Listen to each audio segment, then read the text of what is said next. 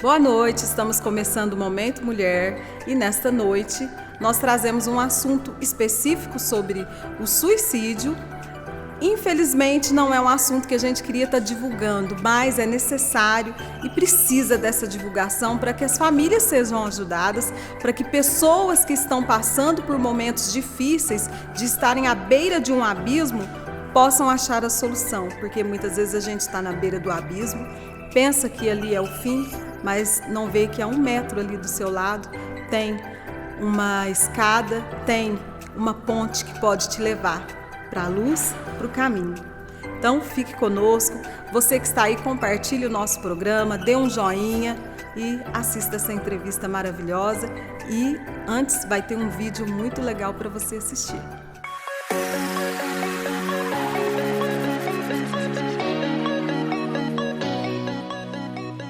Eu já pensei em me matar. Eu já tive várias crises depressivas. Eu tenho depressão desde criança. Eu já lutei contra a depressão. Eu achei que a minha vida não valia a pena. A primeira crise eu tinha 23 anos e foi difícil diagnosticar como depressão. A pressão do dia a dia é uma das coisas que me deixa mal. Desde os 16 anos, eu tenho depressão. E eu sempre ouvi que crente não pode ter depressão. E essa pressão aumentou quando eu me tornei pastora. Sempre fui uma criança triste, retraída e naquele tempo não tinha um diagnóstico para a criança. E meus pais não souberam perceber o meu estado depressivo. Bom, eu sofro de depressão desde a adolescência. Tive várias fases e no momento estou passando por uma crise de depressão e síndrome do pânico, ou síndrome de ansiedade. O convívio com pessoas, com multidões é bem difícil, é bem complicado nesse momento. No meu caso, foram situações de perda, de luto. E é um tema que ainda machuca. Quando eu digo que eu lutei contra a depressão, é que realmente você não está ali por vontade, por vontade própria, porque você quer estar ali. A gente busca uma alternativa, muita gente quer buscar, não é só a parte que a gente passa essa tristeza, mas a gente vive fases que a gente precisa passar por aquilo e depois prosseguir, caminhar, a nossa vida. Porque quando a gente está num momento de depressão, de tristeza, a vida não tem cor. Mas há saída. Para mim, foi a busca do psiquiatra e o acompanhamento psicológico. Isso me ajudou. Hoje existem muitas alternativas para que a gente possa melhorar e se tratar da depressão, da ansiedade, dos transtornos mentais que surgem. Então é importante a gente falar sobre isso e buscar ajuda. Eu lutei buscando terapias, através de conversas, através de pastoreio, através de palavras, de amigos, família. Eu caí de vez, não busquei ajuda sozinha. Eu tive ajuda de amigos, amigas, família, pastora e médica. Eu me cuido também quando eu me preocupo com a minha espiritualidade. O exercício de uma espiritualidade não opressora, mas uma espiritualidade que me anima, que me fortalece e que me mostra que Deus, antes de tudo, é um Deus amoroso e que sofre junto comigo quando eu estou sofrendo. Leve a sério a depressão, porque ela rouba muitas coisas de você. Rouba a sua vida, rouba seus amigos, rouba o seu emprego, mas valeu a pena lutar. Estou nessa luta com esperança, porque eu sei que há uma solução. É importante falar sobre isso. É importante falar sobre isso. É importante falar sobre isso.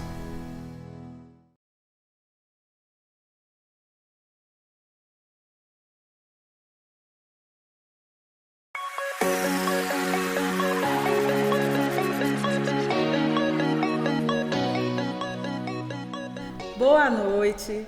Começamos aqui o nosso Momento Mulher. Eu trouxe para vocês a psicóloga Daiana Fernandes Lara Monteiro, é esposa do Douglas, tem uma filha linda que se chama Sofia, de 7 anos, e tem uma enteada também, a Alícia, de 14 anos.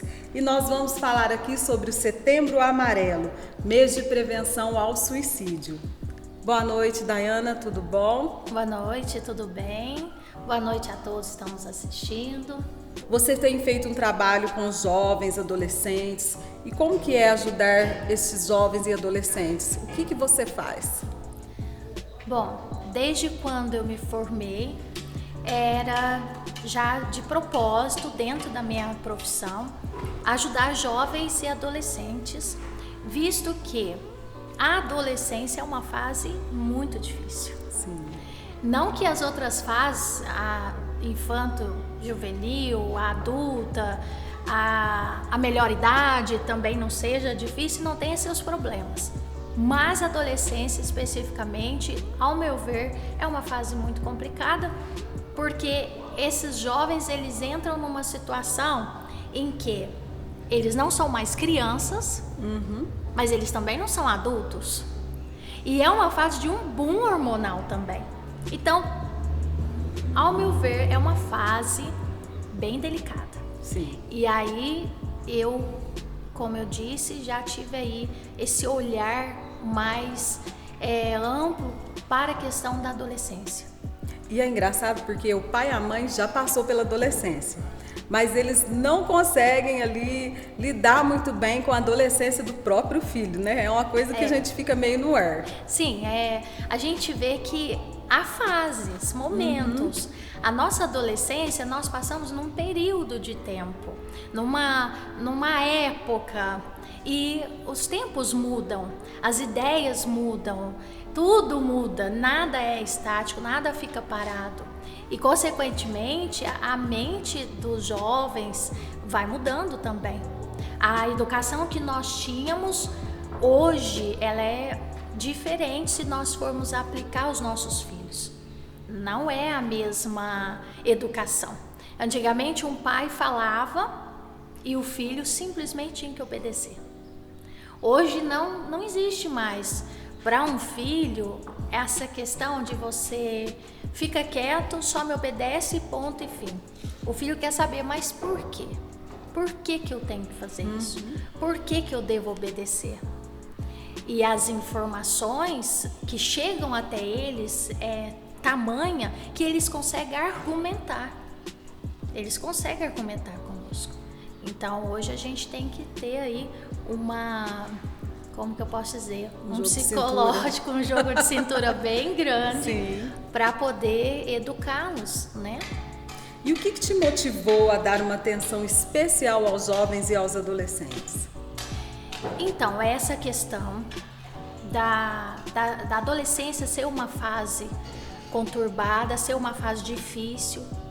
Eu também passei uma adolescência muito difícil, uma fase muito difícil, em que se eu tivesse um apoio, a minha vida teria sido mais fácil. Então eu vejo aquela questão que você não teve para você às vezes pode evitar que aconteça com o outro. Então é nesse pensamento também, no pensar da empatia, em se colocar no lugar do outro, em ver que jovens sofrem, estão sofrendo, e por muitas vezes por falta de apoio dentro de casa, por não saber o que fazer.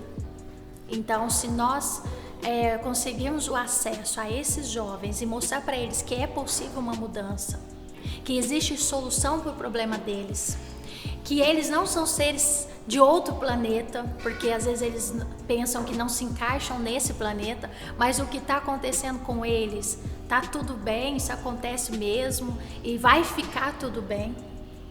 Então é nesse propósito, né, de trazer aquilo que a psicologia traz, que é a cura psicológica e mental e uma nova visão de viver para esses jovens.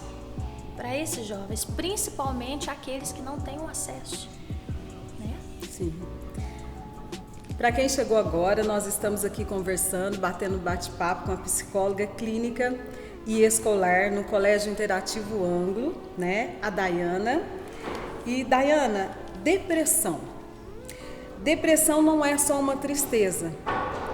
Ela vai, ela vem e vai além disso, né? Não é só uma tristeza. Às vezes a gente olha para a pessoa e fala assim, nossa, tá com depressão. Sim. Mas a depressão realmente vai além só daquela tristeza, daquele rosto franzino, caído. Sim. A depressão, o próprio nome fala. Quando você pensa em depressão, o que te vem à mente? Quando você pensa em depressão, e você está andando de carro, aí alguém fala, nossa, tem uma depressão ali. O que vem na sua mente? Caído. Que é uma queda, é um buraco, né? Um vale, algo que te afunda. Isso. Então a depressão é isso. É aquilo que te derruba, que te puxa para baixo. Então a gente tem que tomar muito cuidado, porque as pessoas podem não ter a depressão, mas ter o episódio depressivo. Os episódios da depressão, que são esses sintomas que você citou e alguns mais. Desânimo, apatia, falta de perda do sentido da vida, falta de vontade de se socializar, querer só ficar isolado, incômodo até mesmo com a luz solar ou com a luz, quer ficar só no quarto escuro, enfim, tem vários, né? Sentimento de angústia, de tristeza, mas a pessoa pode não ter ainda a depressão. E o que eu vejo dentro dos jovens, principalmente, é que está tendo uma quantidade muito grande de jovens com algo que é a prima da depressão. É a distimia. A distimia são os episódios da depressão, os sintomas da depressão naquela pessoa, só que a pessoa não cai, ela vai vivendo. Ela fala com o pai, com a mãe, ela se socializa, mas aonde ela está, ela não está feliz. Ela aparenta estar Ela fisicamente. aparenta estar, mas ela não está feliz. Bom, falando da distimia, que é algo assim interessante a gente se preocupar, porque a depressão é fácil. Você vê que o jovem ou o indivíduo, ele tá lá acamado, ele não quer sair do quarto, ele não quer fazer nada, ele só chora, ele não quer comer, os hábitos mudou, o humor mudou. Então, é fácil a gente identificar e procurar uma solução. Agora, a distimia, hoje ele tá bem, amanhã ele pode não tá, mas no outro dia ele já levanta, vai fazer uma caminhada, vai jogar uma bola, vai trabalhar, normalmente vai estudar. Mas internamente há uma luta. Há uma luta. E aí é interessante a gente pensar e observar como que está a questão, por exemplo, da alimentação. Porque geralmente tem os transtornos alimentares ali dentro, embutidos. Sim. Como que está o sono? Porque pode causar aí algum transtorno de sono, né? Como está o humor? O humor tem oscilado muito. Uma hora tá muito alegre, outra hora tá muito triste, outra hora tá chutando aí o cachorro, né? Como é que tá o humor dessa pessoa? Então, tudo tem que ser avaliado. E a fala da pessoa? Uma hora tá falando coisas legais, mas na maior parte do tempo é negativo. Só que essa mesma pessoa que tá com problema de sono, transtornos alimentares, com uma fala negativa, sem esperança, sem perspectiva para um futuro, é a mesma pessoa que está trabalhando, que está correndo atrás das coisas, que está rindo de vez em quando, mas o problema está lá interno. E o pior é a pessoa achar que está tudo bem. Não, tá tudo bem, a vida é assim mesmo, vamos levando. Só que não, uma hora o seu psicológico vai trazer a conta. Aí vai começar a somatizar. Então vai começar a vir problemas gástricos, vai começar a vir problemas de pele, vai começar a vir as dores de cabeça, as dores no corpo. Isso se não vier uma doença pior. Sim. Né? Porque o psicológico, ele trabalha com todo o corpo. Nós não temos um cérebro dentro do pote para achar que não, meu cérebro está aqui, o corpo está aqui. O cérebro está dentro do corpo. E o que tiver mal aqui vai refletir no corpo também. Sim, reflete. Né? E muitas pessoas depressivas têm vergonha de encarar esse problema, né? A gente vê que às vezes a pessoa fala, não preciso de ajuda não tô louca, não preciso de um psicólogo, não preciso de tratar em psiquiatra, nada disso não. E é tão simples quando a gente tem ali um problema de saúde, tô com uma dor muito forte no joelho, vou no médico, né? Tô com um problema no estômago, eu vou ao médico. E para depressão, para esses sintomas, a pessoa se excluir e não procurar ajuda. Exatamente. Não é só essa questão de vergonha, né, Sara? A gente vê a questão financeira também. A gente vê a questão de políticas públicas. Por exemplo, o Brasil, ele teria que investir pesado em conscientização da saúde mental. E não investe. Deveria ter psicólogos mais acessíveis na escola, porque um psicólogo escolar, ele é diferente de um psicólogo clínico. O escolar, ele vai trabalhar a equipe pedagógica, ele vai trabalhar algumas demandas dentro da escola, mas é mais geral.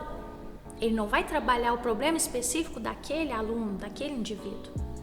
Então, precisaria de mais psicólogos clínicos, precisaria cada prefeitura, cada postinho, ter ali um psicólogo acessível. E divulgação, promoção de saúde para essa prevenção, promoção da saúde mental. Mas quebras de tabu, quebras de preconceitos. E isso ainda existe. Ainda existe. Então não é só essa questão da vergonha. Tem essa questão também do tabu, que é, né, da autossuficiência, a pessoa achar que vai conseguir sozinho, da falta de apoio da família. Você não precisa disso não. Até mesmo trazendo aqui para nós, dentro da própria igreja, dentro do círculo religioso. Você não precisa de psicólogo, você não precisa de tratamento, você precisa de Deus na sua vida. Só que esquece que Deus deixou a ciência ao nosso dispor. A ciência, psicologia, a ciência da psiquiatria, deixou ao nosso dispor. Então, às vezes a pessoa quer fazer sozinha e às vezes até Deus está mostrando o caminho, a pessoa não quer seguir e fica sem o tratamento, fica sem o recurso, por conta desses pensamentos. Então tem que quebrar isso, não só a política pública, mas dentro da igreja também. É de responsabilidade, né, dos setores, da liderança, quebrar esse tabu. Né? E muitas vezes, igual você falou, a pessoa não tem condições financeiras. Ela está vendo que ela não está aguentando mais aquilo, né? Ela procura um posto de saúde, vai consultar só dali 1 mês, 2 meses, 3 meses, né? Pode procurar o pastor ou o líder religioso da sua igreja que vai te orientar, vai te dar um conselho, vai te ajudar um pouco até você conseguir, né, ir a um médico específico, né? Sim, isso é importante porque dentro desse contexto tem a acolhida, tem o amparo, né? Tem a escuta, o entendimento, o apoio. Então isso é terapêutico. Isso é terapêutico. Uma questão também, Sara, é o medo. Esse medo de achar que o diagnóstico vai ser eu estou louca, né?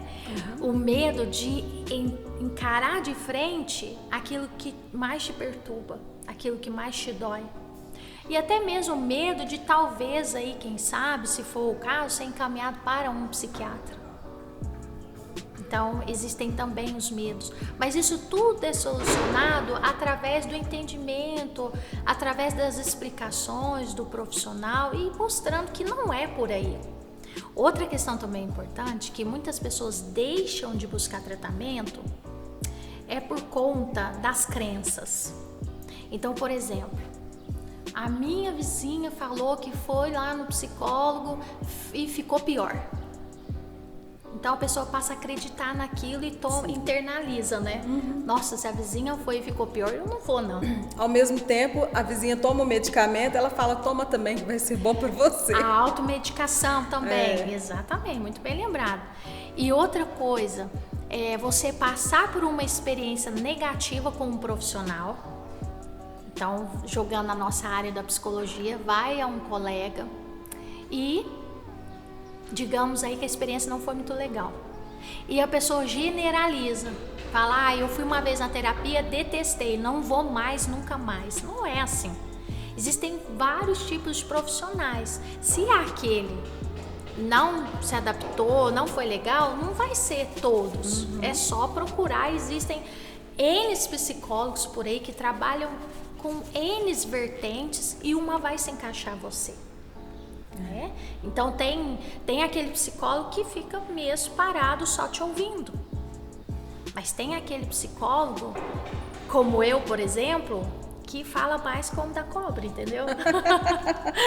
Então tem psicólogo para tudo. Tem psicólogo para tudo, né? Não pode ficar generalizando e deixar de fazer o tratamento. Daiana, o suicídio tem aumentado a sua taxa mais que um câncer, mais que da AIDS, e é um mal silencioso. E de cada 10 pessoas, 9 pessoas poderiam ser prevenidas, poderiam ser salvas pelo fato da prevenção, da ajuda, né? Por que a escolha do mês de setembro? Para chamar atenção para a população e o seu objetivo. Sim. Dia 10 de setembro agora é o Dia Mundial da Prevenção ao Suicídio. Sim. Certo? Só que as políticas públicas brasileiras fez com que o mês de setembro fosse o mês inteiro voltado a esse assunto. Como você disse aí, é algo para a gente refletir. Né? Se trata de vidas humanas, da existência humana. Então é algo para a gente pensar. Vai resolver o problema? Não vai. Então, muitos questionaram já para mim, por que é só setembro? Por que não é o ano inteiro? Claro, deveria ser sim. Como eu disse, se o Brasil focasse pesado, investisse pesado em saúde mental, nós teríamos isso o ano inteiro, mas infelizmente isso não acontece. Então, tanto assim como para os outros problemas de saúde também, né? Outros problemas de saúde. E nós estamos vivendo um colapso, né? Um colapso nessa área, infelizmente. Então, se nós focamos em um mês para parar, para chamar a atenção dessas políticas públicas, para elaborar estratégias para a prevenção, eu já acho que é algo considerável. Melhor do que nada, sim, né, Sara? Melhor do que nada. É verdade. Então, eu não vejo que também é só para elaborar essas estratégias. A partir do momento que uma família vê o símbolo e procura, mas que símbolo é esse? É um símbolo lá amarelinho. Aí procura lá na internet e vê que é o suicídio, quem sabe quantas famílias olham para si? Será que eu não tenho isso dentro da minha casa? Sim. Quantas famílias não entram em contato com aquela informação que está ali e descobre que dentro de casa havia um problema e previne essa ação? Então, tudo é válido. Né? Até mesmo essa cartilha aqui eu queria mostrar, Jade vai colocar a imagem depois para nós, é o Guia Informativo sobre a Prevenção do Suicídio. E aqui é um conteúdo muito importante que você pode acessar na internet, conseguir esse material e tem resposta para várias perguntas, né, que fizeram análise e perguntaram para várias pessoas. Então tem várias perguntas que você pode ter e elas são respondidas aqui nesse guia, né? E são informações muito úteis, né, para a família, para pessoa que quer saber mais um pouco sobre isso, sobre a prevenção do suicídio, como prevenir se ela tem algum parente que está inclinando para esse lado, né? Depressão. Se você quiser baixar esse material, é só clicar no link aqui embaixo que você consegue entrar e baixar esse material. Você pode pegar em PDF que você vai ter o material nas suas mãos, tá? Os sinais do suicídio é perceptível? Pelos 4D, nós conseguimos perceber esses sintomas? Claro. 4Ds, né? Depressão, desamparo, desesperança é o segundo, né? Desesperança e desespero. Então, o que acontece? Quando a pessoa está em depressão, some nela a vontade de viver. A depressão é química. Então, dentro do cérebro, para de produzir aquele sentimento da alegria, da vontade de viver, do ânimo. Então, imagina uma pessoa sem isso. Imagina você acordar de manhã e você não ter ânimo para levantar da cama. Dá um desespero enorme você saber que você deve viver, você tem suas obrigações, você é cobrado na sociedade. Muitas vezes responsável por alguém que é de menor, né? Exatamente, e não tem forças. Olha o desespero que dá. Porque para nós estarmos falando aqui agora, a gente tem que ter uma disposição afetiva para isso, a gente tem que ter energia, é química, tudo química, que faz a gente ficar aqui, senão eu estaria prostrada numa cama e você lá me entrevistando, conversando comigo. Mas isso não acontece por quê? Porque quimicamente está tudo ok, com as nossas vitaminas. Agora a pessoa que tem depressão, ela não tem isso. Falta-lhe aquilo que faz ela ter o gás para viver e fazer as coisas. Então, quando a pessoa insiste em fazer, o corpo não quer, o corpo puxa para trás e ela insiste em fazer, ela sente dores no estômago, ela sente enjoo, ela sente um peso puxando ela de volta para a cama. Ela sente que cada passo que ela dá tem pesos nas pernas dela, dificultando ela de dar esses passos. Então, isso traz um desespero enorme, né? Conforme a pessoa vai vivendo isso e não procura ajuda também e vê que o caso dela parece que não tá resolvendo, ou às vezes procura ajuda, mas não acertou no tratamento, isso traz desesperança. A pessoa, vendo nessa situação, ela não tem esperança, ela não tem perspectiva para o futuro. O que nos move hoje? Não é esperança? Esperança de uma vida melhor, esperança de poder fazer uma viagem com a família, esperança de que hoje tá ruim, mas amanhã vai ficar tudo bem, esperança de ser curado de uma doença, esperança que o Brasil vai melhorar, esperança é o que nos move, a fé. E a pessoa perde isso. O que sobra para ela? O contrário disso, né? A desesperança e o desamparo. Dentro de todo esse contexto ainda tem o desamparo. Quem é que vai me entender? Ninguém consegue entrar dentro de mim e ver a luta que eu estou passando. Muitas vezes para a família aquilo é uma preguiça. E muitas vezes pode acontecer da pessoa pensar que ninguém quer ajudar ela, sendo que as pessoas estão oferecendo ajuda. Sim. E ela se põe naquele buraquinho que ninguém Sim. dá atenção, ninguém liga para ela. Sim, porque também é um lado bem delicado o fato de você achar que está incomodando. Porque assim, dentro desse contexto tudo é mais difícil. A negatividade reina. Passa muitas coisas pela cabeça da pessoa, Muitas coisas passam pela cabeça. E só coisas negativas. Eu estou dando trabalho.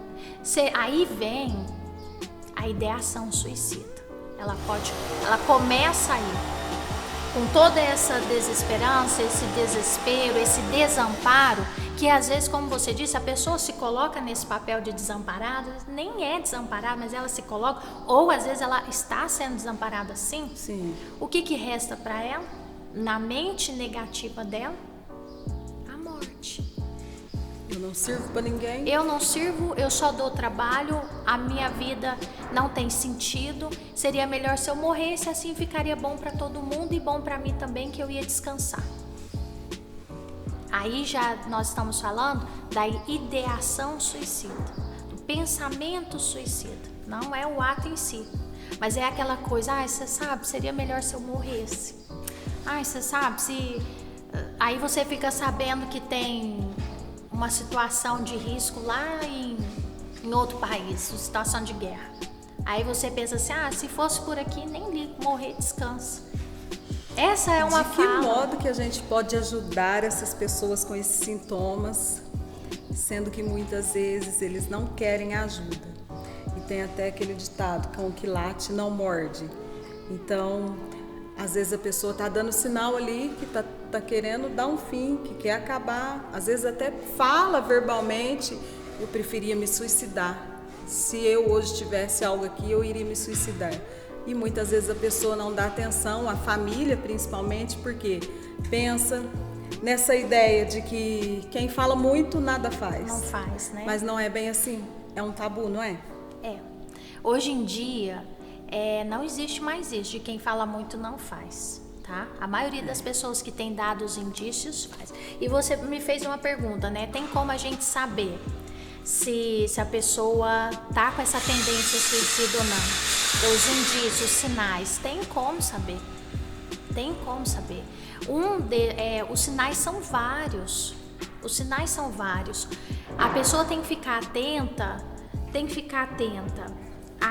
àquilo que ela escreve, ouve, fala e o comportamento dela. Então, 4 coisas para ficar atento. Como está o comportamento dela?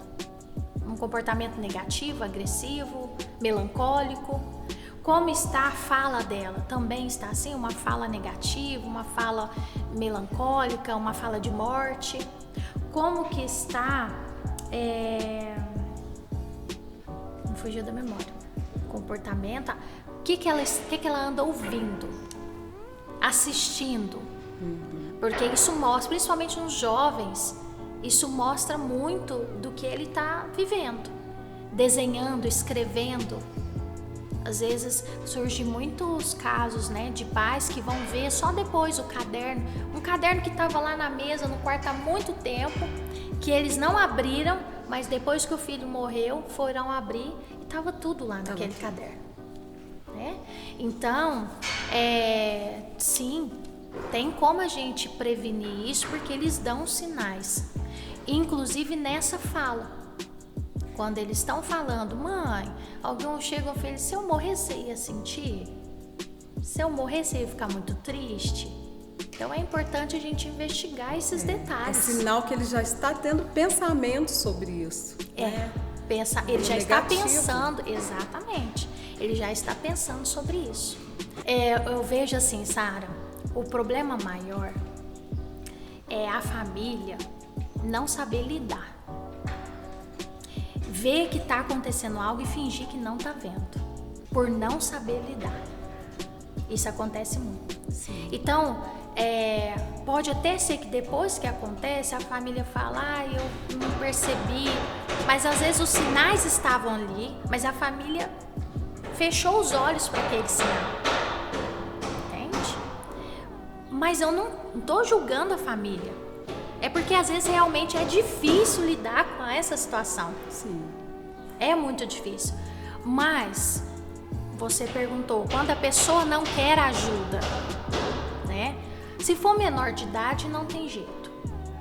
Cabe a responsabilidade dos pais, dos responsáveis, ir e levar esse jovem a um tratamento. Promover a esse jovem um tratamento.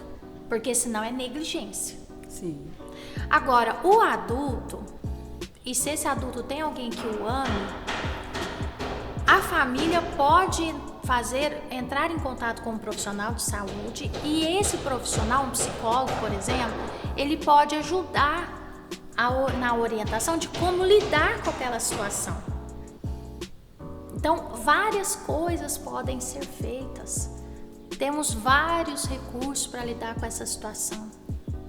A questão é não fechar os olhos para o que está ali diante deles, mas procurar ajuda. Procurar ajuda, pedir o socorro, né? Isso. Isso é muito importante. E a mídia, a divulgação de casos de suicídios acende uma luzinha vermelha, né? De alerta. Pode desencadear um outro suicídio através de a mídia ficar focando muito nessas situações, né? A divulgação destes eventos trágicos. O que a psiquiatria orienta em relação a esses tipos de divulgação e essas notícias sensacionalistas? Porque eles focam muito no ato que a pessoa fez, né? E batem em cima daquilo. Nós temos a visão da OMS, né? E a visão do Conselho de Psicologia. Os dois são iguais, que é prejudicial sim para os familiares. É prejudicial. O que é prejudicial? O sensacionalismo. Então, o Conselho de Psicologia traz então uma orientação do que deve e do que não deve fazer. Porque, por um lado, nós vemos que existe um tabu em não falar, mas, por outro lado, existe uma falta de senso e de ética. Sim. E aí, a psicologia, ela orienta.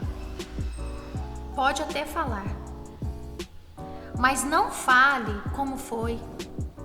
Não divulgue fotos. Não exponha a família.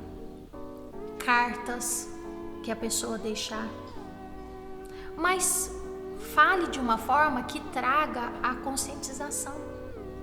Então não é você deixar de falar, é diferente. Sim, é fazer um alerta para que tomem cuidado. Fazer um alerta não tem que ficar escondido, não tem que ficar oculto, mas pode sim falar de uma forma que traga a reflexão, porque acima de trazer a informação, o setor de jornalismo, ele tem que trazer transformação para quem está acessando esse conteúdo.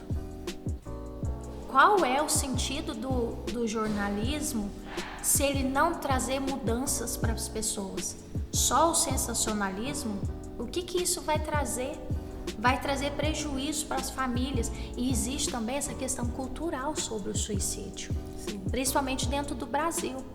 Então, além de ser dolorido você perder um ente querido, através do suicídio, essa dor pode ser sim maior porque existe a cultura. Uma cultura que julga, né? Uma cultura que condena. E isso é muito dolorido para a família, é dolorido 2 vezes. E aí vai divulgar. Então, se for divulgar, que dentro da inteligência dos jornalistas, né, que eles façam algo que vá trazer a reflexão, que vá trazer a mudança. Isso é válido. Isso é válido, né? Não precisa ir para o lado do sensacionalismo. Então é uma coisa que deve ser falada.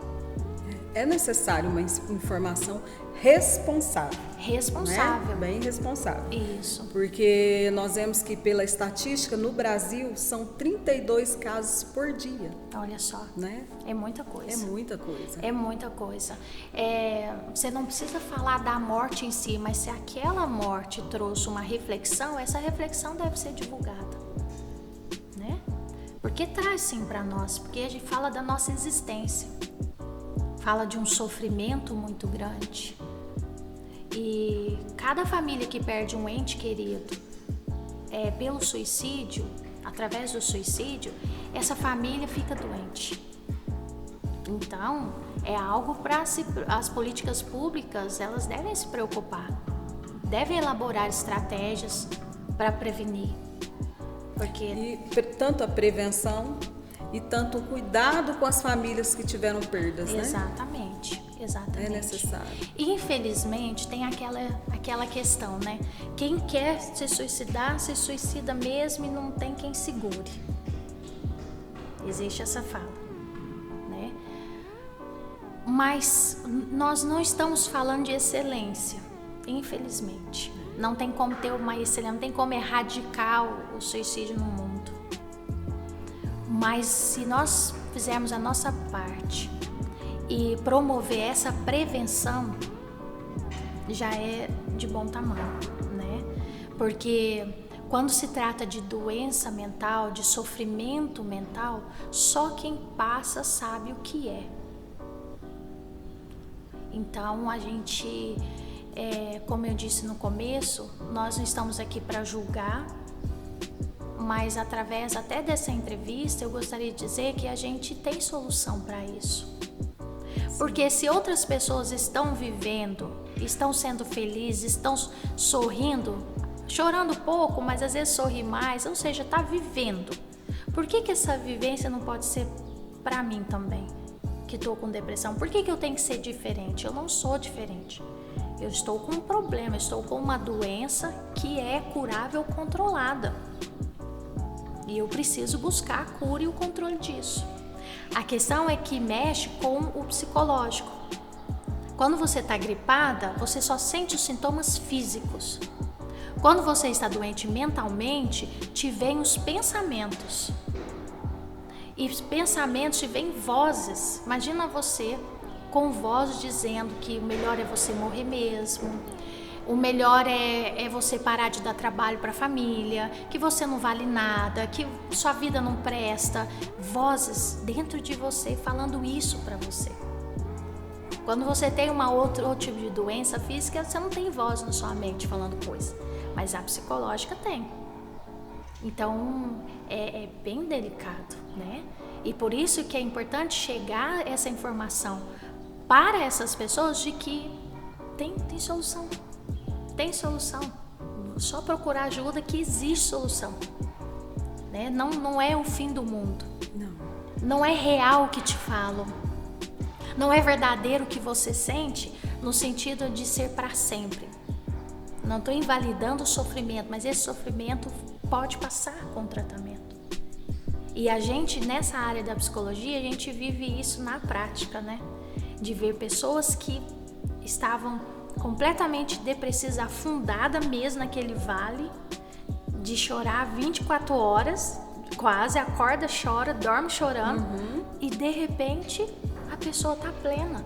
De repente não, depois de uns meses de tratamento, acerta o tratamento, a pessoa tá lá trabalhando, fazendo as suas atividades, vivendo a sua vida. Sim. É como se a gente chegasse na beira de um abismo e ficasse ali, não vendo nenhuma solução, só olhando ali fixo. E a 2 passos do seu lado tem uma ponte que te leva, não é? Exatamente. Exatamente. Então, saber que tem uma solução. E saber que os jovens, principalmente, quando passam por momentos assim, eles acham, eu não sou desse planeta. Nesse planeta não é para mim definitivamente. Eles não encaixam em nada. Não encaixam em nada e não se vê encaixando em nada, né? E eles saber que eles são desse planeta, sim. Eles só estão passando por um problema de saúde mental. E que isso tem solução, isso daí eu acho que é confortante até. Porque tira um pouco do peso, né? De além de sentir tudo que sente, ainda não se encaixar, eu acho que é um sofrimento maior ainda, né? Você sentir que não se encaixa. Mas existe solução, né? Existe, sim. E nós temos também o centro, o CVV, né? Isso. Que é o Centro de Valorização à Vida. Isso. E você pode estar acessando aí embaixo, vai estar escrito aí para vocês, né? O CVV. Quais outros órgãos que podem estar ajudando as pessoas? Olha, antes de eu falar dos outros, o CVV, lembrando que ele é um setor de acolhimento por telefone. A pessoa vai ligar gratuitamente. Olha só, 188, isso, 188. A pessoa liga e vai ter um voluntário lá na área da psicologia para poder acolher o indivíduo que ligar, tá? É sigiloso, não é? Sigiloso, totalmente sigiloso. Se não quiser nem dar o nome, não precisa. Então, a pessoa tem total liberdade para falar das suas questões. E eu vejo que é um instrumento extremamente importante e é um começo para quem quer se ajudar, né? Aqui em Itaú de Minas, eu sei que temos os PSFs, os postinhos que têm psicólogo disponíveis. Honestamente, eu não sei como é que eles trabalham, mas eu sei que tem. E temos aqui um psiquiatra também disponível, mas eu não sei como funciona. Também eu não posso falar, porque às vezes eu estou errada, se demora esse acesso ou se não demora. Eu também não estou por dentro, mas é bom buscar, né? Procurar. É bom buscar. E se porventura for demorado, por que não entrar em contato aí com alguém responsável desse setor público para lançar aí para lançar um olhar mais ampliado para essa questão emocional, né? Para essa questão psicológica. Os psicólogos que trabalham nessa área aqui da prefeitura, se vê que está precário, eu acho que vale conversar e ver o que pode melhorar. Sim. Né? Porque aqui a nossa cidade, nós vemos que essa parte emocional, ainda mais de jovens, tá bem grande a necessidade, a demanda tá bem grande. Né? Eu queria ressaltar que o trabalho que nós fazemos lá na escola é um trabalho, a princípio, de acolhimento. Devido à pandemia, as aulas online, pode ser que muitos jovens não se adaptaram a essas aulas e a rotina de ficar dentro de casa trouxe um deprimento para muitos jovens. Sim. E aí o nosso trabalho é acolhê-los, ver o que está acontecendo, por que estão assim e tentar animar. Então, todas as quintas-feiras eu faço um encontro com o primeiro, segundo, terceiro colegial e às 19 horas. E a gente fala sobre questões da vida, a gente faz reflexão sobre leituras, falando da nossa existência, de possíveis conflitos, né? Então é bem interessante. Isso é muito importante, né? Ainda mais muito agora. Interessante. E a gente vai ver que ainda vai refletir, essa pandemia ainda vai refletir para o ano de 2022, né? Essa questão psicológica das pessoas. Principalmente das crianças. Sim. As crianças que ficaram isoladas, a tendência, se eu posso dizer, um transtorno que surgiu com mais, como que eu posso dizer, com mais destaque, é a ansiedade de separação. E a ansiedade de separação pode levar à depressão na adolescência. Então, são aquelas crianças que, devido à pandemia, esse cenário tão inseguro, elas desenvolveram uma insegurança muito grande e a visão, a ideia, né, na verdade, que os pais correm perigo lá fora. Então, quando o pai sai ou a mãe sai, eles passam mal.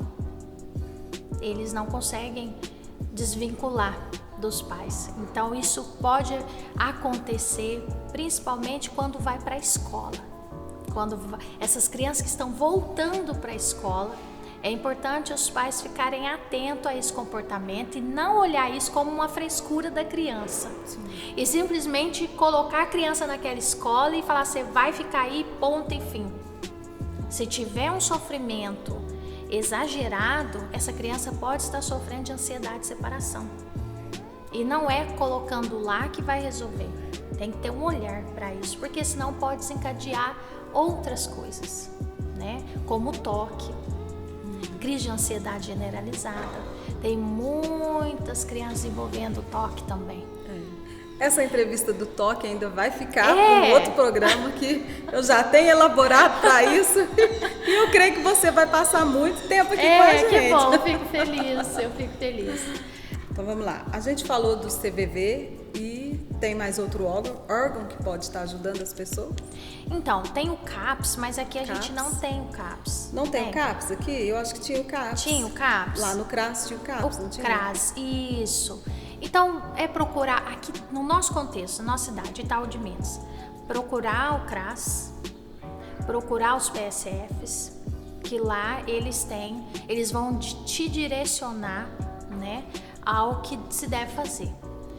Mas também temos as terapias, procurar um psicólogo, o psicólogo vai direcionar um psiquiatra se precisar.